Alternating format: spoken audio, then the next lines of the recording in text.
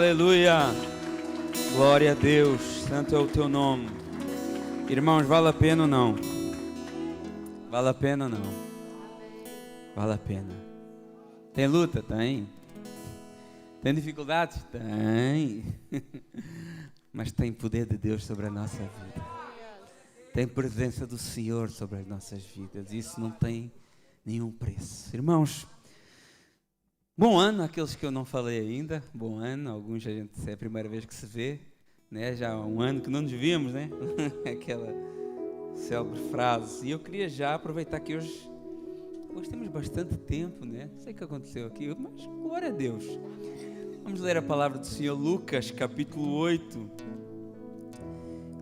Lucas capítulo 8, do 14 ao 15. Fica tranquilo que eu não vou ficar enchendo linguiça, não. Quando acabar, acabou. E graças a Deus que o Senhor proporcionou esse tempo para nós. Lucas capítulo 8, do verso 4 ao 15. Uma parábola muito conhecida que está em todos os três evangelhos sinópticos. A parábola do semeador. E diz assim essa parábola, que eu sei que todos vocês já ouviram. Afluindo uma grande multidão e vindo ter com ele gente de todas as cidades, disse Jesus por parábola: eis que o semeador saiu a semear. E ao semear, uma parte caiu à beira do caminho, foi pisada e as aves do céu a comeram. Outra caiu sobre a pedra e, tendo crescido, secou por falta de umidade. Outra caiu em meio dos espinhos, e estes, ao crescerem com ela, sufocaram. Outra, afinal, caiu em boa terra, cresceu, produziu a 100 por 1. Dizendo isto, exclamou: quem tem ouvidos, ouça. Quem tem ouvidos para ouvir, ouça. E os seus discípulos o interrogaram, dizendo: que parábola é essa? Respondendo-lhe Jesus: a vós é dado conhecer os mistérios do reino de Deus. Aos demais fala-se por parábolas, para que vendo não vejam, ouvindo não entendam. E este é o sentido da parábola. A semente é a palavra de Deus. E a que caiu à beira do caminho são os que ouviram e vêm a seguir o diabo e arrebata-lhes do coração a palavra, para não suceder que, crendo, sejam salvos. A que caiu sob a pedra são os que estão ouvindo a palavra e a recebem com alegria. Estes não têm raiz, crescem apenas por algum tempo e, na hora da provação, se desviam. A que caiu entre os espinhos são os que ouviram e, no decorrer dos dias, foram sufocados pelos cuidados, riquezas, deleites da vida, e os seus frutos não chegaram a amadurecer. A que caiu na boa terra são os que, tendo ouvido de bom e reto coração, retêm a palavra, e esses frutificam com perseverança. Amém? Senhor meu Deus e meu Pai, muito obrigado por este momento. Eu te agradeço ao Senhor porque o Senhor é bom. Te agradeço ao Pai porque o Senhor nos ama. E o Senhor quer falar conosco, o Senhor quer nos ensinar, nos exortar, nos dirigir. Por isso trouxeste cada um aqui hoje. Estamos aqui porque o Senhor nos trouxe, porque o Teu Santo Espírito nos trouxe até aqui hoje. Então nós te pedimos, Senhor, que Tu possas estar nos ensinando a cada dia, que Tu possas estar nos corrigindo, que Tu possas estar nos direcionando para o caminho que o Senhor quer para cada um de nós individualmente e para esta igreja como noiva do Senhor. Obrigado por tudo, em nome de Jesus. Amém. Irmãos, podem sentar. Deus abençoe a vida de cada um, mais uma vez. Eu gostaria de continuar hoje com o tema que nós temos trazido nas últimas ministrações sobre batalha espiritual do ponto de vista bíblico, né? Que às vezes é um pouquinho diferente daquela batalha espiritual que nós vemos por aí. E nós temos acompanhado essa linha de pensamento para que a igreja esteja preparada, né? porque tem uns pastores que dizem assim: meu lindo, né, minha linda, o ano 2026 vai ser só bênção. O que você viveu em 2024 não se compara com o que você vai viver em 2025. E todo ano é a mesma conversa, né? Mas eu não sou esse pastor, né? Eu acho que é melhor prepararmos a igreja, né, para aquilo que é uma realidade que nós vivemos. Porque a igreja não vive no país das maravilhas. A igreja vive num mundo que é dominado, né, pelo maligno. Não é o que a Bíblia diz? Nós vamos até ler esse texto hoje. Que o Deus desse século cegou o entendimento dos incrédulos para que não resplandeça a glória de Deus e a glória do Evangelho. E hoje é culto de missões e normalmente nós não vemos essas duas temáticas juntas. Normalmente nós não vemos, né? E então hoje temos uma oportunidade perfeita para ligar estes dois assuntos que são inseparáveis biblicamente. Nós vemos às vezes nas igrejas cultos de libertação, de quebra de maldição, cultos de batalha espiritual, todas essas coisas, né, que as igrejas vão inventando por aí. E depois temos os cultos de missões, temos os congressos missionários, né? E é raro ligar esses dois assuntos, muito raro. Muito raramente esses dois assuntos são associados. Porém, na Bíblia eles são inseparáveis. Na palavra de Deus, inspirada pelo Senhor, escrita pelos apóstolos, escrita pelos profetas, esses dois assuntos são inseparáveis. O trabalho missionário, o avanço do Evangelho, os trabalhos na igreja, tudo isso é feito sobre constante batalha espiritual. Constante batalha espiritual. E não é porque o diabo é soberano, ou todo-poderoso, ou que ele tenha poder sobre a vida dos filhos de Deus. Não é isso. Mas porque o reino de Deus está avançando em território que antes estava em trevas. Está avançando em território inimigo. Isso gera luta, isso gera confronto. Ao contrário daquilo que às vezes somos ensinados. Na Bíblia, a batalha espiritual não é só no monte, eu tenho falado isso, não é só no quarto às 4 da manhã, né? Não é só no culto de libertação, ainda que possa haver uma luta espiritual ali também, ok? Mas a batalha espiritual ela é o pano de fundo e visível de missões, que nós às vezes não vemos, mas está lá. Olha o que diz a palavra de Deus em Efésios capítulo 10, capítulo 6, verso 12. Principados, potestades, dominador desse mundo tenebroso, forças espirituais do mal nas regiões celestes. Então a Bíblia ela é bem clara que o diabo, porque ele não é omnipresente, ele não está em todo lugar, ele precisa de se organizar, né? Ao contrário, ele não tem esse atributo que é só de Deus, né? O atributo da omnipresença. Só Deus tem esse atributo. É um atributo incomunicável de Deus. Ele não comunica esse atributo com ninguém. Então ele tem que se organizar, né? Ele tem que se organizar e ele tem uma equipa bem organizada, como a própria palavra de Deus nos mostra, né? E nós vemos que existe esse mundo espiritual organizado e sempre que o Evangelho ele avança, essa organização, esse império, ele recua. Sempre que o reino de Deus conquista território, existe sempre uma resistência maligna. E essa batalha, meus irmãos, não espante, ela não acontece só lá fora, nos campos missionários distantes, onde há perseguição, onde há escassez. Não, ela está acontecendo agora aqui no culto. Agora aqui está acontecendo, aqui nesse momento, nesta igreja, dentro de alguns de nós. Porque o inimigo, na maioria das vezes, as suas manifestações não são de uma maneira extraordinária, né? É de forma subtil. É de forma muito subtil. É aquele sono que aparece só na hora da palavra. Justamente na hora da palavra bate aquela unção do sono na vida das pessoas. Mas não é só aqui. Não é só aqui. Em casa, vai orar, dá sono. Está lá mexendo no Instagram até as 3 da manhã. Mas quando vai orar, dá sono. Não é estranho isso aí?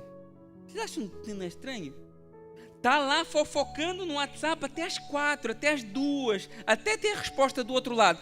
Mas quando vai ler a Bíblia, dá sono. Irmãos, isso é a realidade. E aqui agora acontece isso. É aquela inquietação, né? Levanta, senta, vai beber água, vai no banheiro, não consegue parar quieto. E nós achamos que porque o cara é rebelde, né? Não, o cara não tem reverência. Mas por que isso acontece? Porque assim, para ir no cinema, a gente fica lá 2h30, aperta o xixi para não perder nenhuma parte. Para ver série, a gente fica lá vendo, mas para o culto que é 2 horas, 1h30, a gente não consegue ficar quieto, não consegue ficar parado. E não é porque você está trabalhando na obra, não. É porque você é inquieto, existe algo espiritual que não deixa você parar para ouvir a palavra. Essa é que é a grande realidade. É o telemóvel, porque ele cola na mão, né? Parece que ele vem sozinho para a nossa mão. Irmãos, nós rimos disso, mas a maioria daqui viveu num tempo em que nós não tínhamos telemóvel. Eu estava falando com a Maria, ela não tem telemóvel. Eu não quero pagar a língua, não é? Mas eu oro para que eu não dê telemóvel para ela tão cedo. Aí eu não vou prometer nada, que às vezes a gente paga a língua daquilo que diz, né? Celular. Mas todo mundo entendeu o que é telemóvel. Celular. Nós que luta, né? Aí eu falei para Maria assim, Maria, o pai é de um tempo que não tinha telemóvel. Quando eu tinha a tua idade, eu nem sonhava em telemóvel. Eu fui ter telemóvel com 17 anos. E eu comprei, trabalhei e comprei. E ela falou assim para mim, é sério? Como é que isso é possível, viver sem telemóvel, né? Aí a gente, quando tinha um telemóvel, era uma coisa que a gente chegava no trabalho, não sei se mais alguém lembra disso, agarrava no telefone, colocava no saco, dentro do cacifo, dentro do armário, ia trabalhar. Aí quando acabava o turno, a gente chegava lá, às vezes tinha uma mensagem, às vezes tinha qualquer coisa, entendeu? E nós éramos assim, mas agora, irmãos, eu acompanhei isso porque eu trabalhava, na minha vida profissional era tomando conta de uma loja. Então eu apanhei o tempo em que não havia telemóveis e apanhei o tempo em que já havia telemóveis. Ficou impossível de ter pessoal, ficou impossível de trabalhar, as pessoas não trabalham, as pessoas ficam agarradas ao telefone. É impossível, aí você vira o chefe mauzão, aí você vira o gerente que ninguém suporta, por causa de uma coisa simples, é um telemóvel, que a gente viveu tão bem sem ele, mas agora nós não aguentamos ficar sem, ficamos agoniados, nós fazemos quilômetros porque esquecemos do telefone na casa do fulano. Aí então você faz quilômetros para ir pegar o telefone porque você não consegue viver sem ele. Eu lembro-me uma vez que eu trabalhava e houve uma velhinha lá no meu trabalho, ela devia ter uns 80 anos, ela partiu o telemóvel dela, eu emprestei o meu telefone durante uma semana. Olha o tanto que a gente não dava valor, não é porque eu era bom não, é porque a gente não dava tanto valor ao telefone. Então nós vemos que nós vivemos isso até na igreja, no culto. A gente não consegue ficar sem. Parece que é algo que faz parte de nós. Parece que é algo vital para a nossa vida. É os pensamentos que vem, a gente está ouvindo a palavra, é o telefone, é os pensamentos, aí você começa a pensar nas contas, você começa a pensar nos problemas, você começa a pensar no seu trabalho, você começa a pensar em coisas e você não presta atenção no culto. E talvez você nunca associou isso a uma batalha espiritual. Porque a gente acha que a batalha espiritual é o povo com as mãos para trás encolhidas. Senta. Agora anjo, amarra a perna dele. Anjo, dá uma rasteira no cara. A gente foi habituado a ver esses espetáculos. A gente foi habituado a ver esses teatros. Então nós achamos que isso é a batalha espiritual. Aí, a luta, ela é invisível. Ela é subtil e ela acontece dentro de nós, porque quando a palavra de Deus é anunciada, existe resistência. Jesus explicou isso nessa parábola do semeador. Quem que rouba a semente? Né? Ele falou na parábola que eram os pássaros, mas depois ele explicou. O inimigo veio roubar a semente antes que ela criasse raiz. A batalha espiritual muitas vezes não é barulhenta. Ela vem com distrações. Ela vem com os cansaços da vida. Ela vem com pequenos desvios de atenção.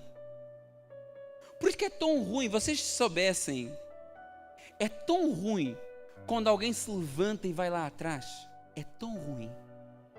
Porque se vocês estivessem aqui, vocês iam entender. Quando alguém se levanta daqui para ir lá buscar um copo d'água, toda a igreja segue com os olhos. O foco deixa de estar na mensagem. Passa a estar na pessoa que se levantou para ir pegar água. Ah, pastor, eu não posso beber água. Você pode beber toda a água do mundo. Você pode beber café. Você bebe café. Aqui, eu ontem estava comentando, a gente nem cobra, porque o café está ali de gratuito. Beba à vontade, mas beba antes do culto. Traga para aqui. Aí tem o povo que chega atrasado às vezes e não sai cumprimentando todo mundo no meio do culto. Chega atrasado e cumprimenta todo mundo. Não chega atrasado, você senta. Quando acabar o culto, você cumprimenta. Então, tudo isso são distrações que o inimigo usa. Tem pessoas que têm TDAH muito ativo, né? Qualquer coisinha, esquece. Qualquer coisinha, esquece. Né? A Cristina dorme no quarto lá e a luz da televisão que está na outra divisão lá, ela tem que ir lá desligar, porque ela não consegue dormir, porque tem uma luz lá que ela nem está vendo. Ou o nível do TDAH da pessoa. Então nós vemos que existem pessoas que são mais suscetíveis a isso. Né? E cada culto é isso. Cada culto é um campo de batalha. Mas não é entre Cristo e Satanás. Isso não acontece. Cristo já pisou a cabeça de Satanás. Né? Mas é entre essa luz e a cegueira das pessoas. Entre a verdade e a distração. Entre a palavra e o esquecimento. Entre a sua carne e o espírito que habita em si agora. Não é o que a Bíblia diz? Gálatas capítulo 5, 17. Porque a carne luta contra o espírito e o espírito contra a carne, porque são opostos entre si, para que não façais porventura o que é o vosso querer. Irmãos, carne não se converte.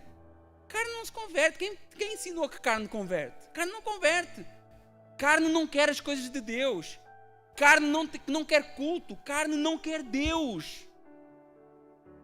Por isso que alguns de vocês talvez tiveram resistência até chegar aqui. Talvez até chegar aqui teve problema. A sua carne resistindo porque ela não quer as coisas espirituais. Essa resistência maligna usando situações para te desanimar. Por vezes até dentro da tua própria casa. Ou dentro da igreja. Dardos inflamados do inimigo que tentam nos desanimar. É uma briga com a esposa em casa, é uma briga com os filhos, é a roupa que não está bem, é o fulano que lá na igreja que olhou torto para mim. É um desentendimento, é um momento de fraqueza espiritual, quem não tem? E tudo isso, para quê? Para que você não tenha contacto com a palavra de Deus. Tudo isso para isso. Porque a palavra cura, a palavra muda, a palavra transforma, a palavra salva, a palavra tem poder.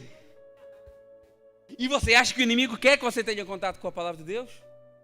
Nem aqui, nem em lado nenhum. Nem aqui, nem em lado nenhum. Por isso, a maior vitória espiritual do crente não é derrubar muralhas lá fora, mas é submeter o seu próprio coração à palavra de Deus. Existe uma resistência à obra de Deus neste mundo. Existe uma resistência à pregação do Evangelho. Existe uma luta para que você não se posicione como um embaixador de Cristo, que você deve ser. Irmãos, missões e evangelismo não é um anexo da vida cristã que você acessa de vez em quando. São o pulmão da igreja. E devem ser o pulmão de cada crente também, porque se você não respirar, você morre. E se a igreja não evangelizar, ela morre também. Como é que a igreja chegou até aqui? 2000 anos de história, pregando a palavra, evangelizando, ensinando. Imagina se os apóstolos tivessem ficado em Jerusalém, fechados no cenáculo, orando sem parar, e não tivessem ensinado e anunciado esse evangelho à igreja, às pessoas cá fora. Quando eles estavam orando, vocês lembram do texto de Atos capítulo 2, o que é que aconteceu? O Espírito Santo veio sobre eles, o que é que eles fizeram? Eles saíram para a rua para anunciar as grandezas de Deus.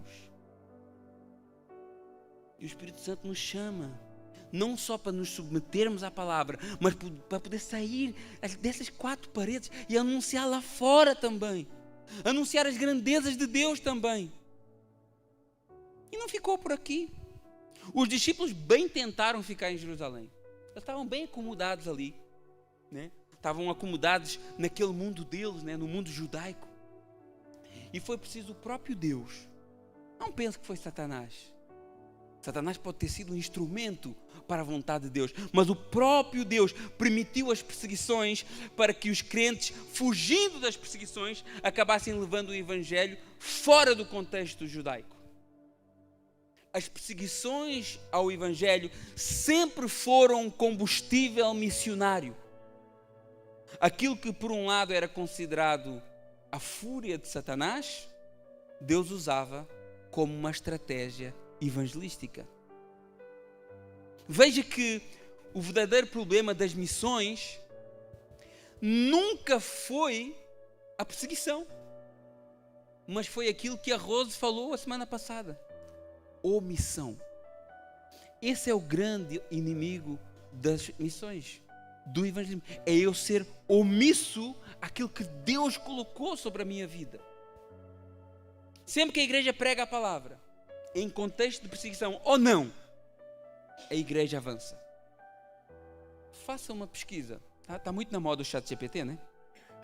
Faça uma pesquisa quando chegar em casa, no ChatGPT, e pergunte países onde o cristianismo mais cresce hoje no mundo. Não pense que é no Brasil.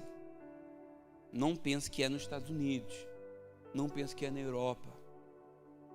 É os países que vão aparecer em primeiro lugar: Nepal, China, Nigéria, onde nós vemos as pessoas sendo enterradas vivas, colocadas num buraco, incendiadas vivas. Tanzânia, Uganda, que é toda aquela África subsaariana, né? Subsaariana é porque está abaixo do Saara. E vemos um detalhe importante nesses países onde o evangelho cresce mais do que em qualquer outro lado do mundo, é que a grande maioria desses países são países com restrições à pregação do evangelho. São países de perseguição religiosa. São países onde ser cristão custa muito caro. Mas mesmo assim, a igreja cresce. Isso nos ensina algo profundo, que a perseguição ela nunca parou a igreja. A proibição de pregar nunca parou o evangelho. A oposição nunca parou o avanço da igreja. O que para o avanço da igreja é a igreja parar de pregar. O que mata a igreja é ela deixar de respirar. E a respiração da igreja é a pregação do evangelho. E enquanto a igreja prega, testemunha, anuncia Cristo, vive o evangelho, ela pode estar perseguida, mas ela nunca está derrotada. Nunca. E a história prova isso, a Bíblia prova isso, e o mundo prova isso hoje. A igreja cresce onde ela não tem liberdade. A igreja cresce porque o evangelho é poder de Deus, meus irmãos. Roma tentou parar a igreja, falhou. Governos tentaram parar a igreja, falharam. Ideologias tentam hoje parar a igreja, vão falhar também. Por quê? Porque Cristo edifica a sua igreja e as portas do inferno não prevalecem contra ela. Pensa assim: quantos presos foram evangelizados por Paulo? Quantas pessoas Paulo não evangelizou na prisão? Atos capítulo 16. Ele é preso, mas Silas louvam a Deus. O Senhor quebra ali as cadeias. Aquela família do carcereiro, toda ela foi salva. A Bíblia diz que foi salva ela, ele e toda a sua casa. Mas olha outro pormenor importante que está lá em Filipenses capítulo 1, verso 12 a 13. Diz assim: quero ainda, irmãos, certificar-vos de que todas as coisas que me aconteceram têm antes contribuído para o progresso do Evangelho. Paulo está escrevendo essa carta numa prisão em Roma. de maneira que as minhas cadeias, as minhas prisões em Cristo, se tornaram conhecidas de toda a guarda pretoriana e todos os demais. Irmãos, será que nós temos consciência? Porque a gente lê a Bíblia e esses detalhes passam assim, despercebidos. Será que nós temos consciência do que é que isso quer dizer aqui? Que toda a guarda pretoriana e todos os demais tiveram conhecimento do Evangelho do Senhor. Quem era a guarda pretoriana? Uma tropa de elite do Império Romano, responsável por proteger pessoalmente o imperador, guardar prisioneiros políticos importantes, como era Paulo, manter em segurança o palácio imperial. Não eram soldados comuns, era a elite do exército e não só, da sociedade. A elite de Roma. E não eram poucos. Entre 9.000 a 12.000 soldados. Em alguns momentos da história chegou a 15.000 soldados, organizados em batalhões por Roma e outras províncias romanas. E Paulo, ele estava preso, como a história diz, e ele era acorrentado por turnos a diferentes soldados. E eles iam trocando esse turno a uma série número de horas, eles trocavam o turno. Outro soldado vinha substituí-lo. Por isso que ele usa tanto uma linguagem militar. Por isso que ele escreve Éfeso e ele está escrevendo Éfeso capítulo 6, falando da armadura de Deus, e ele está olhando para um soldado pretoriano e escrevendo e usando aquela imagem do soldado como uma simbologia para nós.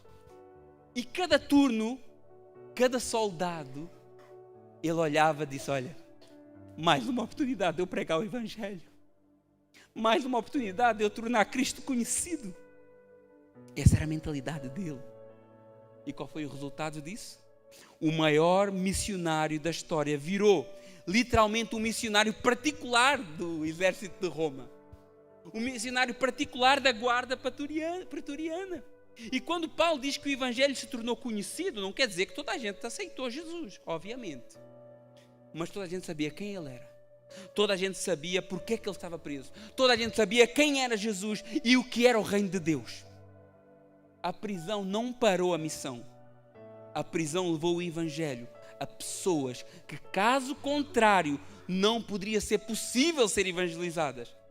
Aquela prisão virou um campo missionário. O império tentou calar o pregador, mas Deus colocou o pregador dentro do império. Olha como Deus é maravilhoso. Ao ponto de quando Paulo termina a carta, no capítulo 4 de Filipenses, no verso 22, ele diz assim, é quase uma ironia, mas ele diz assim, olha, todos os santos vos saúdam. Todos os santos, está a falar da igreja, toda a igreja vos saúda, especialmente os da casa de César. Vocês entendem o que isso quer dizer? Que na casa de César, lá no palácio, havia irmãos em Cristo também. Havia pessoas que tinham recebido o Evangelho, que estavam a pregar lá, que estavam a evangelizar lá, que tinham recebido o Evangelho por Paulo. Paulo está preso em Roma, o César aqui é o imperador.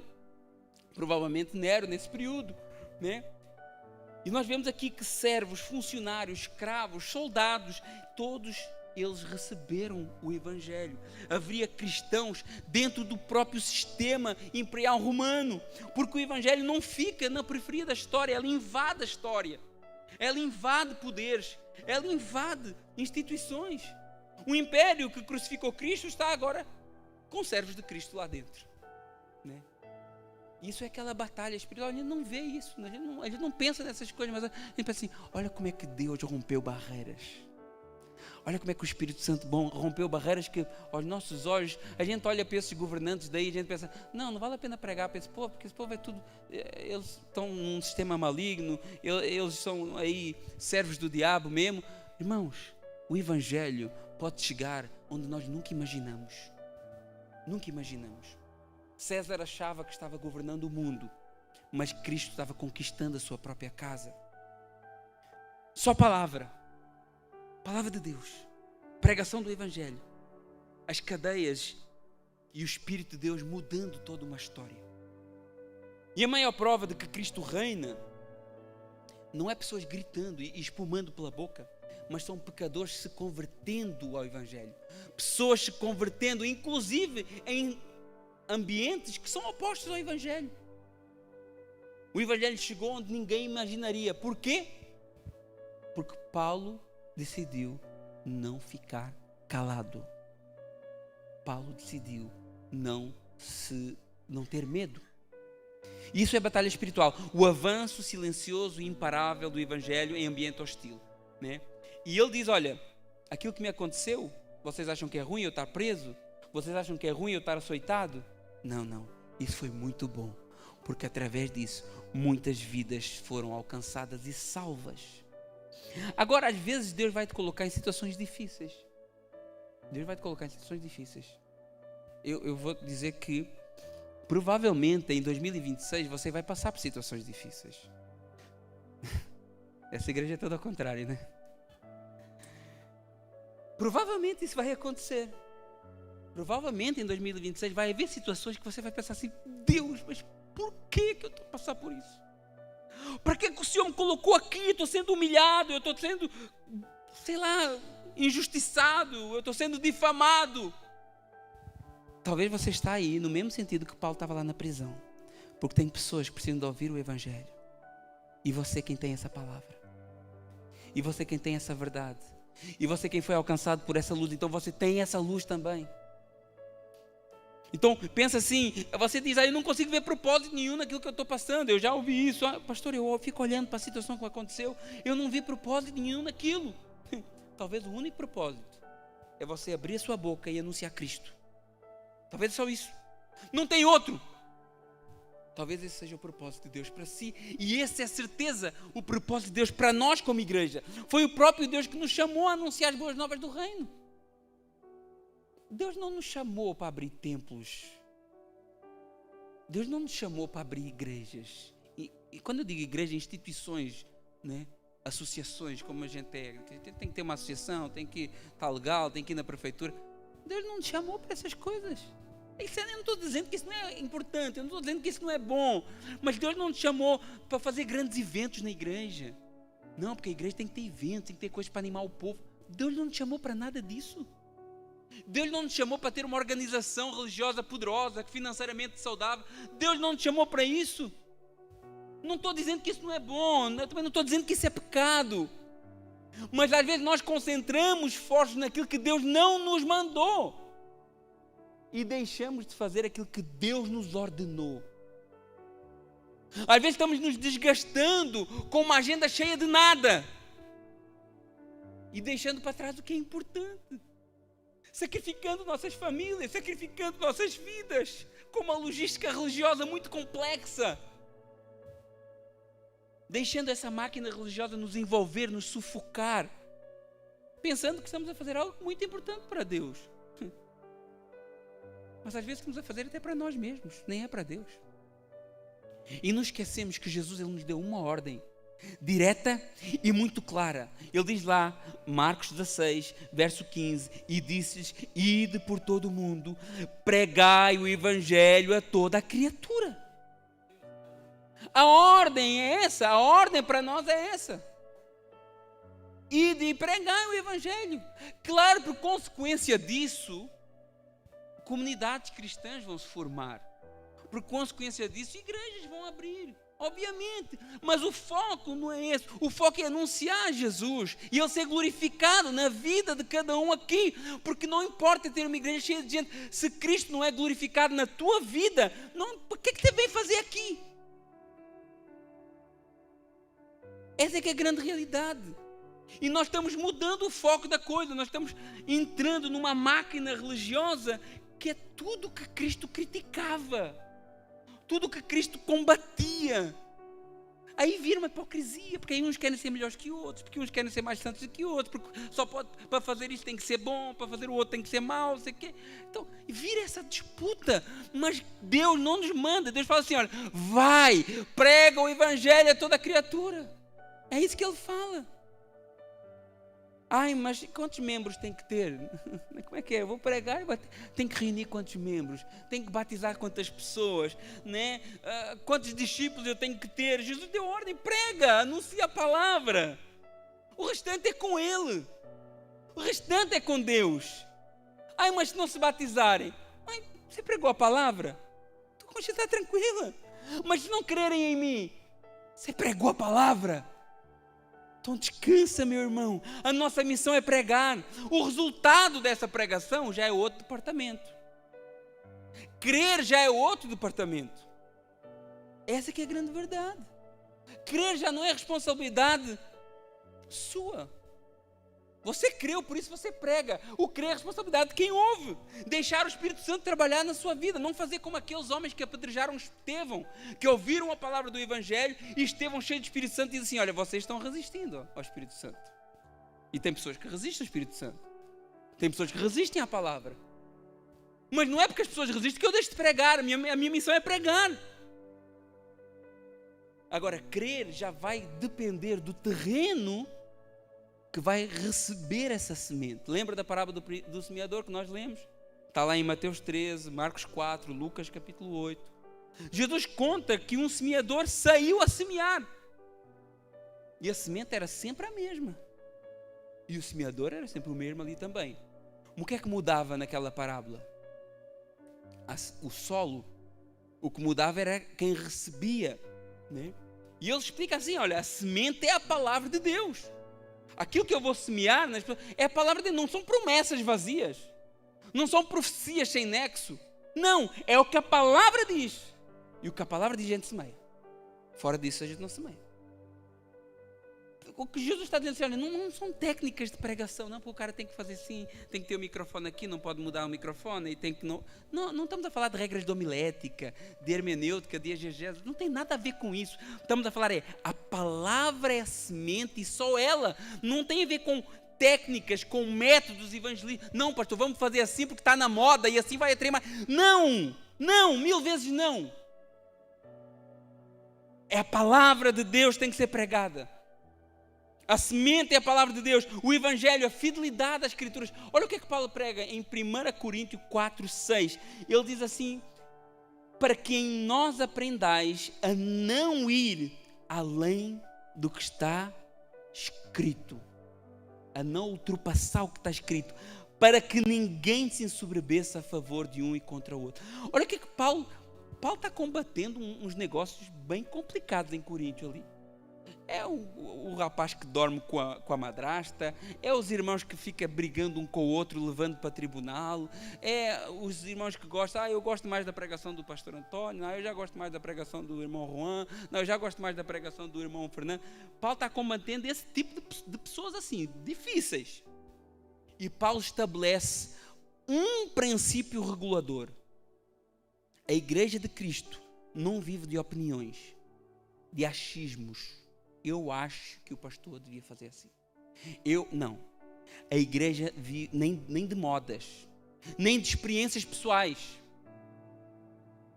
nem de preferências. Ela vive nesse princípio regulador que se chama Palavra de Deus. E por isso Paulo diz: olha, não ultrapasse o que está escrito. Não inventa doutrina bíblica onde a Bíblia não fala. Não força a Bíblia a dizer o que ela não diz. Não tente construir coisas na palavra que não estão lá. Não tente substituir a autoridade das Escrituras por outras coisas e tradições e experiências humanas. É o que nós aprendemos da Reforma: só a Escritura, somente a Escritura. Esse princípio é tão importante porque ele é um freio de segurança para a igreja. E evitando invenções, práticas inventadas, revelações, às vezes contradizem até a própria palavra de Deus. Doutrinas baseadas em experiências e não em texto. A Bíblia diz o que existe. A Bíblia nos diz como lutar. E a Bíblia nos diz até onde é que nós podemos ir. E onde a Escritura para, nós paramos também. E esse princípio é importante para nós. Senão a gente transforma o Evangelho num produto, missão num show, o culto numa apresentação, o poder de Deus em espetáculo. Olha, vamos ver o tanto que Deus é poderoso. Solta o casaco e o povo cai para trás. E o povo gosta dessas coisas, né? Olha, tem que ir naquela igreja que o pastor lá, quando ele toca a mão em mim, você tem problema com outras coisas, né? Você tem que controlar essa carne sua. Esse que é o problema. Então nós vemos que a igreja, ela vence o mundo não é com criatividade teológica, mas com fidelidade bíblica. E Paulo diz assim, olha, não ultrapassar o que está escrito para que ninguém se soberbeça, porque quase todo o erro doutrinário nasce de orgulho humano, de querer ir além do que Deus revelou. Nós temos a mania de que nós temos que explicar tudo. Não, a pessoa às vezes chega perto de mim e pergunta alguma coisa e acha que eu tenho que saber tudo. Não, o pastor tem que saber tudo. Calma aí, o cara, né, preparou para ser pastor, né, fez lá os cursos da teologia, essas coisas, então ele tem que saber tudo. Irmãos, mas ninguém sabe tudo. E isso não é uma apologia, eu não estou me justificando se isso acontecer comigo. É que nem tudo é claro na palavra de Deus. Então, às vezes, no outro dia estava até falando com o Marcelo sobre isso, estava vendo uma pregação. Às vezes as pessoas, para justificar as suas doutrinas, para justificar as suas ideias, elas colocam coisas no texto que o texto não está dizendo. Parece que é, mas o texto não está dizendo. Então, para justificar aquilo que eu quero, é igual às igrejas inclusivas. Não, porque Romanos capítulo 1 está falando de uma relação homossexual no contexto de culto pagão. Mas o texto não diz isso. Então, a gente vê que às vezes para justificar os nossos pecados, a nossa doutrina, aquilo que a gente quer, a gente começa a acrescentar na Bíblia aquilo que ela não diz. E nós temos de ter humildade para às vezes olhar para um texto bíblico e dizer assim, isso é complicado para mim. E eu não consigo explicar isso. E eu me rendo ao texto. E eu me rendo a Deus. E eu me rendo à sabedoria infinita de Deus que não cabe na minha mente. Aí nós ficamos debatendo calvinismo e arminianismo, porque eu não consigo olhar para a soberania divina e harmonizar com a responsabilidade humana. A gente fica brigando isso. Por quê? Orgulho humano. Eu sei, eu tenho a revelação, vocês têm que me ouvir a minha, eu tenho que ter mais seguidores, todo mundo. Olha, eu tenho 4 mil, eu tenho 5 mil, eu tenho 1 milhão de seguidores, então eu sou o cara. Essa é que é a verdade. Orgulho, porque nós não temos coragem de dizer assim, olha, eu não entendo. Esse texto é muito profundo, eu não estou conseguindo alcançar. Será que Deus quer que eu entenda isso? Porque a Bíblia diz, olha, as coisas reveladas são para os homens e as coisas ocultas são para Deus. E às vezes nós temos que admitir que existem coisas que nós não sabemos, que nós não entendemos a sua plenitude, porque Deus, Ele é insondável. Não é o que Paulo fala na sua oração? Oh, quão insondáveis os teus caminhos, quem conheceu a tua mente? Quem foi o teu conselheiro? Aí nós achamos que Deus está numa mesa e nós estamos cortando pedacinho por pedacinho para estudar Deus. Mas não funciona assim. Tudo que você conhecer de Deus não chega a ser um copo d'água num oceano, que é Deus. Agora, vamos deixar de buscar Deus por isso? Não. Vamos ter toda a certeza que quanto mais buscamos, mais há para a gente buscar. E se Deus quiser revelar, Ele revela muita coisa. Deus nos chama a crer, a obedecer e a permanecer dentro das linhas da sua palavra. E isso é maturidade. Onde a Bíblia fala, nós falamos. Onde a Bíblia se cala, nós nos calamos. E isso protege a nossa fé. E é exatamente assim que a igreja permaneceu viva e poderosa. O que nós, como igreja, semeamos é a palavra de Deus e nada mais. E essa palavra é toda a semente que você precisa. Ai, pastor, eu tenho muitos problemas. Eu acho que eu preciso de libertação. Eu acho que eu preciso disso. Você lê a Bíblia? Não. Como assim? Você ora? Ai, pastor, dá um sono. É isso que a gente vê, é isso que é o meu dia a dia. A gente vai nas casas das pessoas, é problemas com o filho, com isso, com aquilo. Mas vocês têm um tempo de ler a Bíblia? Não, pastor, não dá tempo, né? Dá tempo, pastor, é muito corrido. Pior que dá. Quem quer, dá. Quem quer, dou glória a Deus aí, o grupo do povo aí animado para ler a Bíblia no ano. Glória a Deus, mas que não seja só leitura. Que seja prática. Que seja guardar no coração. Como diz a palavra, guardei a tua palavra no meu coração para não pecar contra ti. A palavra de Deus é toda a semente que você precisa e Deus colocou essa semente nas suas mãos. E lá no capítulo 8 do Lucas, verso 12, diz assim: e caiu à beira do caminho, a que caiu à beira do caminho, né, a semente, são os que a ouviram e vêm a seguir o diabo, Jesus falando, e arrebata-lhes do coração a palavra, para não se ceder, que crendo sejam salvos. A semente cai num caminho duro, num caminho no caminho, né? Onde os carros passavam, as carroças, as pessoas pisam. A semente não consegue entrar ali, é um caminho duro, né? E quem que vem tirar essa semente? O diabo. Jesus explica aqui. A pessoa ouve, mas não entende, e o maligno arrebata que foi semeado. Não é uma luta visível, não é uma coisa que você vê. A pessoa que vem aqui ao culto, vem aqui e tal, ouve a palavra, mas é à beira do caminho. E fica indiferente. A dureza, uma cegueira espiritual. É aquela batalha espiritual que ninguém vê. A pessoa está resistindo. Um coração fechado. Os olhos espirituais estão fechados. E a Bíblia bem diz quem é que fecha os olhos espirituais. 2 Coríntios 2 Coríntios capítulo 4, verso 3 e 4, né? O Deus deste século que cegou o entendimento. Claro que o diabo não é um Deus aqui no mesmo sentido do Deus Todo-Poderoso, mas no sentido que muitos o têm adorado, têm colocado como primazia. E é isso que tem cegado as pessoas. A adoração a Satanás cega o mundo.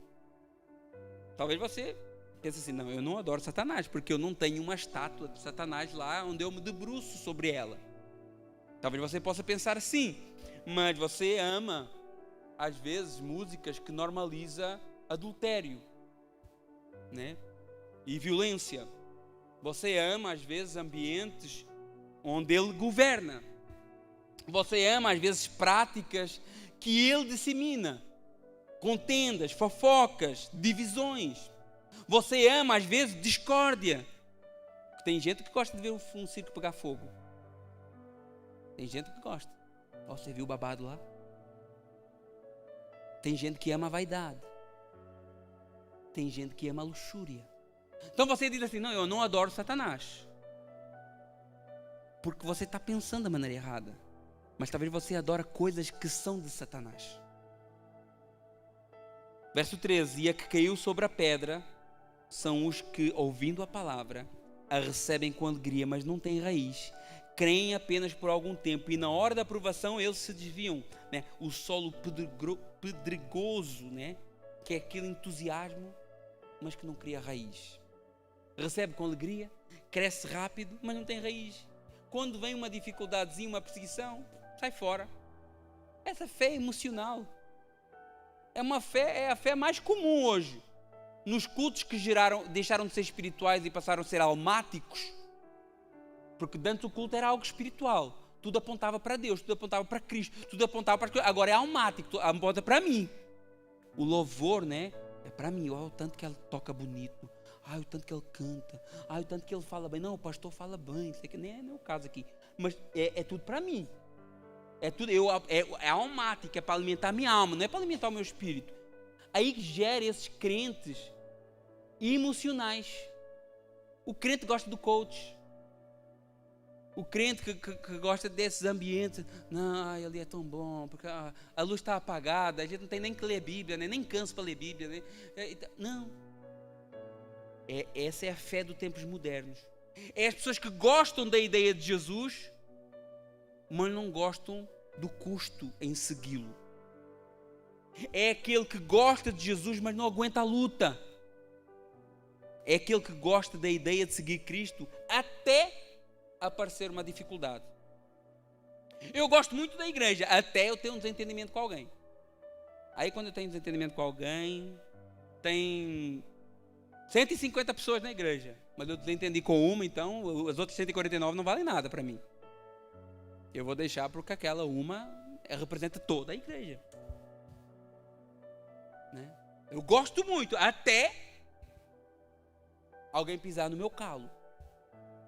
Eu gosto muito do evangelho, até eu começar a ser perseguido por ser cristão. Eu gosto muito de Jesus, mas eu gosto mais de ter uma boa reputação lá no meu trabalho. Eu gosto, até. Esse é o crente sem raiz, é o crente emocional, é o crente infantil. E certamente não é esse tipo de crentes que está surgindo lá na Nigéria, e no Nepal, e na China. Porque muitos que se dizem crentes hoje no Ocidente, no nosso contexto, não resistiam um dia como crentes nesses países. Porque lá a proposta é assim, é a mesma para nós, atenção. Morra por amor a Jesus. A proposta é a mesma. Só que lá é literal, é físico. E lá as pessoas entenderam o Evangelho e morrem por amor a Jesus. Não é aquele negócio que você fala assim, eu morro para Jesus, mas não consegue deixar de fumar, não consegue deixar de beber, não consegue deixar disso e daquilo. Que morte foi essa para Jesus? Não é o que Paulo fala em Romanos capítulo 6? Como eu vou continuar pecando se eu já morri para Jesus? Que eu fui sepultado com Ele no batismo. E agora eu vivo uma vida que já não é minha, é dele. Esses que estão lá nesses países, eles entenderam essa palavra de morrer para Jesus. Porque o próprio Jesus diz assim, Mateus 16, verso 25, aquele que quiser salvar a sua vida, vai perdê-la. Mas aquele que perder a sua vida por amor de mim, vai achar a sua vida. E esses nossos irmãos ouviram perfeitamente a palavra de Deus e confiaram na palavra de Deus. Agora não é o que acontece com essas solo pedregoso, que recebe a palavra, até cresce. Vocês já viram, né? Chega na igreja, trabalha, faz, acontece, Primeiro problema, encosta no banco, sai fora, não quer mais nada com isso, não quer, igreja não gosta, igreja não é de Deus e não preciso disso, não é, é tudo falso. Verso 14, e a que caiu entre os espinhos, são os que ouviram e no decorrer dos dias foram sufocados com os cuidados, riquezas e deleites da vida, e os seus frutos não chegaram a amadurecer. Esse aqui tem um coração dividido. A semente cresce, é sufocada. E Jesus diz, olha, as preocupações do mundo, o engano, o deleite, o pecado. Aqui Cristo, ele não é nem rejeitado, ele não é diretamente rejeitado, mas ele é concorrido. Eu gosto de Jesus, mas eu não gosto. Gosto também do meu pecado. Eu gosto de Jesus, mas eu não posso deixar certas coisas que eu faço. Eu gosto de Jesus, mas eu gosto também do adultério. Eu gosto de Jesus, mas eu gosto da pornografia. Eu gosto de Jesus, mas eu gosto também, da mentira. Eu gosto de Jesus, mas eu gosto mais dos planos que eu fiz para a minha vida. Os planos de Deus é muito careta. Parece que não tem muita piada, a gente não sente muita coisa. Esse é o que está nos espinhos. Divide, concorre. Eu gosto de Jesus, mas Jesus não é prioridade para mim. Essa é a que caiu nos espinhos. Verso 15. E a que caiu na boa terra são os que, tendo ouvido de bom e reto coração, retêm a palavra e a se frutificam com perseverança. A boa terra, o coração regenerado. A semente entra, cria raiz, cresce e dá fruto perseverante. Até a palavra no texto de Mateus diz 1 por 30, 60 e 100. E aqui é a obra da graça de Deus. Não é só ouvir a palavra, é ser transformado pelo poder do Santo Espírito. Não é uma aparência de mudança, não é uma aparência de crente.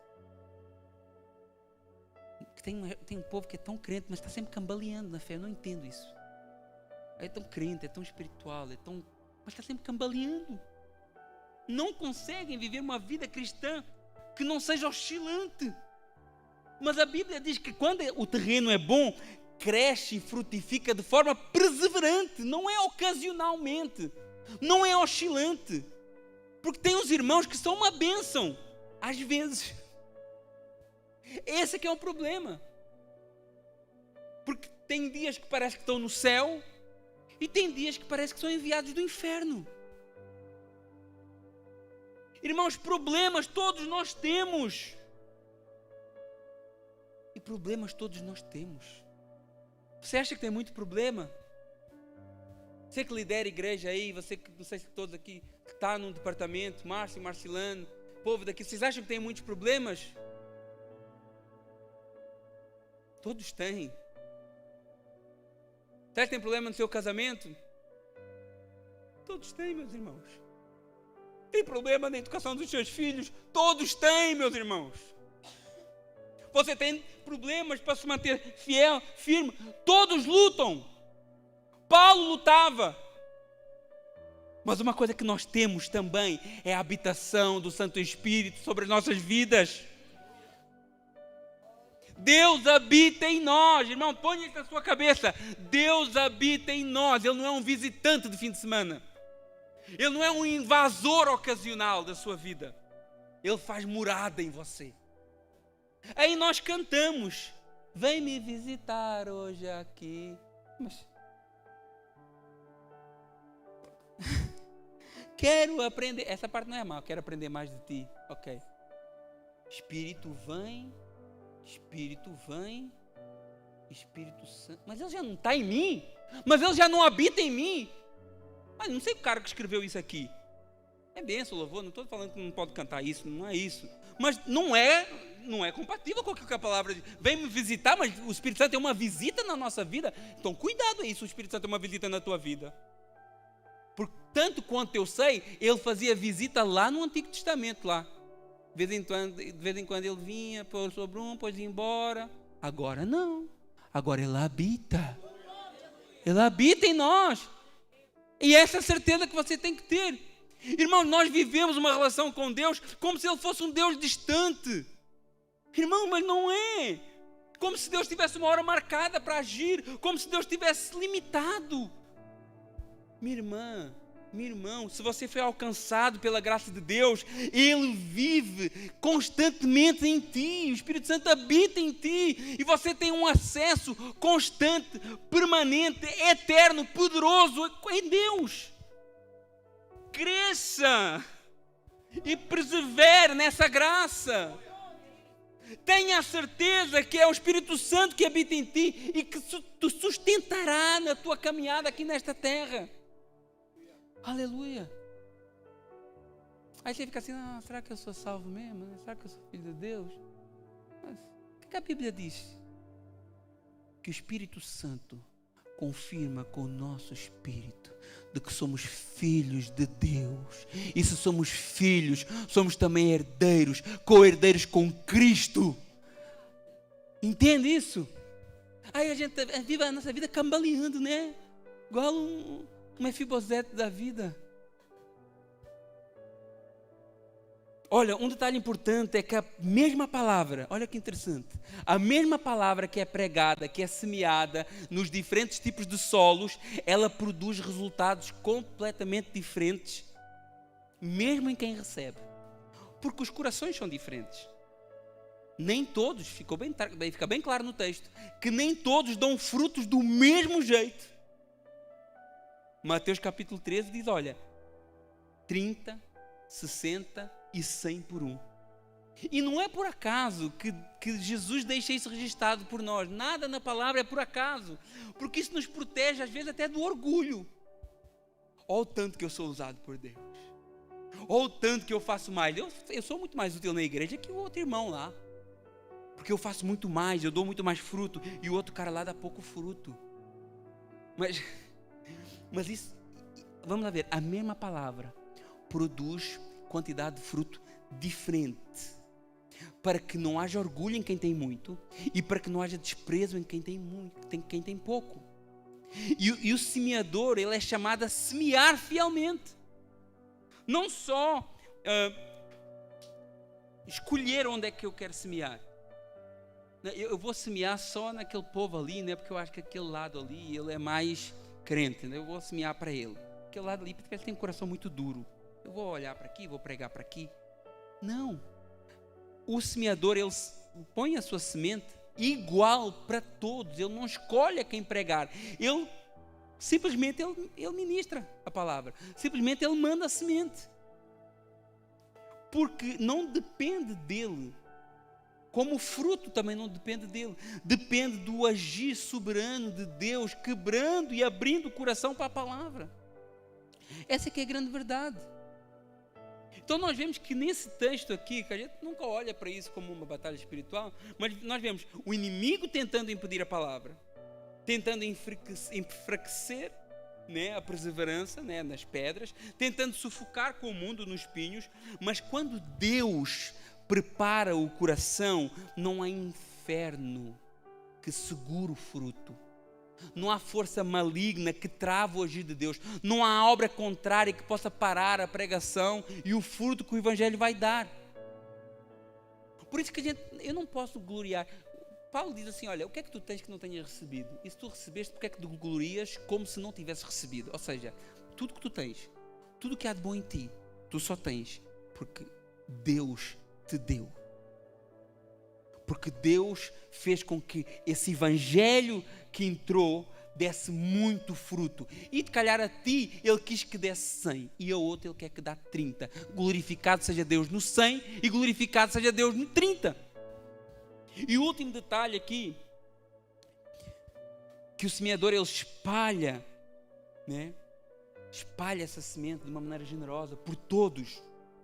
Isso é como nós devemos fazer, pregando para todos, servindo a todos, anunciando a todos e confiando que o crescimento não está nas nossas técnicas.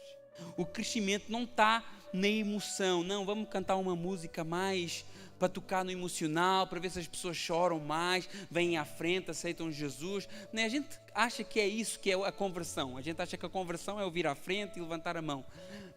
Mas não é. A conversão é o agir poderoso de Deus dentro do coração do homem.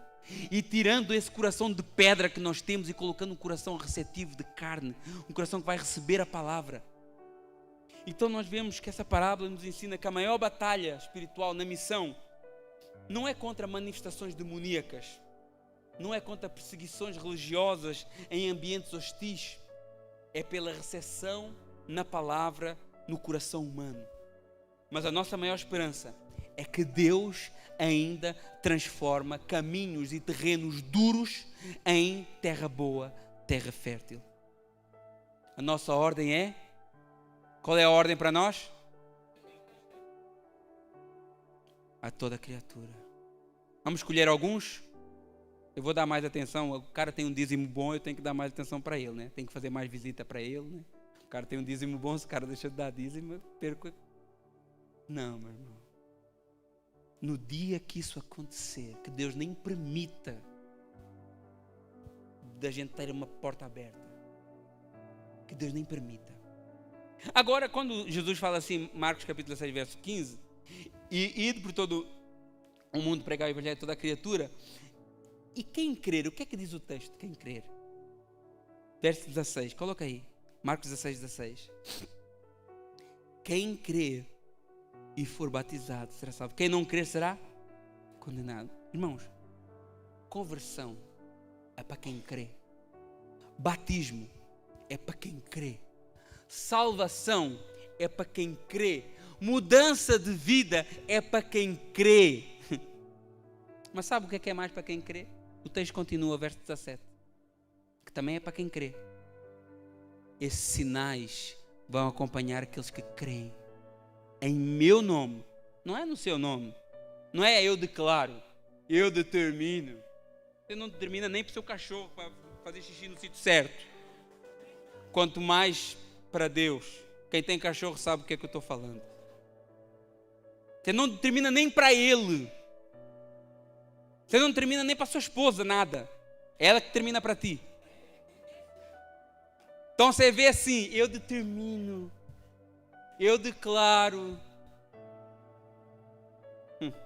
Esses sinais vão acompanhar os que crerem. Em meu nome, está falando de Jesus. Expelirão demónios, falarão novas línguas, pegarão em serpentes, e se alguma coisa mortífera beberem, não lhe fará mal algum, e se impuserem as mãos sobre os enfermos, serão curados. Isso é para quem crê. E se Jesus deixou escrito que estes sinais acompanham os que crerem, eu creio nisso. Eu creio que isso é para nós, eu creio que isso é para a igreja. Aleluia. Irmãos, a nós está dada uma missão. Ide e pregai o evangelho. E quando nós fazemos isso, nós estamos participando na ofensiva do reino contra um mundo em trevas. Vamos ficar de pé, meus irmãos. Aleluia. Glória a Deus. Santo é o teu nome. O maior campo de batalha espiritual, meus irmãos, não é naqueles momentos dos cultos de libertação, das subidas no monte. Aí também tem. Não estou falando que aí não tem. Mas o maior campo de batalha espiritual é no avanço do Evangelho. É onde o inimigo mais luta. É onde o inimigo mais tenta contrariar, para que a palavra que salva, que cura, porque o crer é pela palavra. Para que nós não ouçamos a palavra e que a gente não creia, como diz a parábola. É claro que o inimigo não vai ficar de braços cruzados, olhando para nós, enquanto nós fazemos avanços no reino. Mas nós partimos para essa batalha como vencedores. Como vencedores. O Senhor já venceu por nós. O Senhor já ganhou. O inimigo não tem poder mais sobre a vida dos filhos de Deus. Não tem. Agora nós temos que ter consciência aquilo que Jesus falou e que eu falei no último culto que nós pregamos sobre esse tema de batalha espiritual. Vigiai e orai. O espírito está pronto, a carne está fraca. Essa foi a palavra de Jesus. E Pedro diz assim: vigiai, sede sóbrios e vigilantes, porque o Satanás, o vosso adversário, anda ao derredor, bramando como um leão. Não é leão nem coisa nenhuma. Como um leão, procurando a quem tragar. Agora, nós somos filhos de Deus. Quem é filho de Deus aqui? Vocês são filhos de Deus? Pode rugir à vontade, meus irmãos. Pode rugir, ladrar o que ele quiser. Miar não tem poder sobre a igreja do Senhor Jesus. Amém? Vamos louvar o Senhor para terminarmos o nosso culto. Que a gente possa cada vez mais entender essa luta que vivemos, mas entender a vitória que Deus já nos deu para nós, através do sacrifício do seu Filho. Aleluia. Glória a Deus.